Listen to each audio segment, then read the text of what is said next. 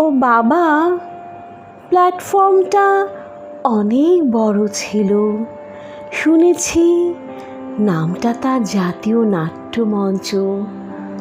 হয়তোবা তুমি এসেছিলে এই মঞ্চে, সেটা জানতে পারিনি আমি। জানো বাবা, পারফর্মের আগে মঞ্চের পেছনে দাঁড়িয়ে চোখের পানি ফেলেছে।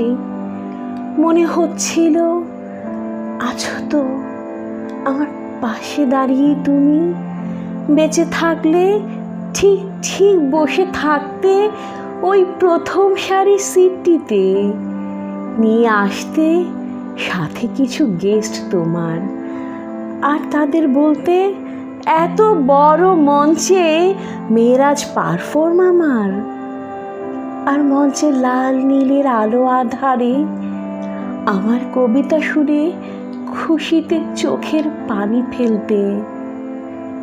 ও বাবা, তুমিও তো কবিতা লিখতে, কিন্তু তখনও তো বুঝিনি আমি কবিতায় যে তুমি তোমার হৃদয়ের কথাটা বলতে।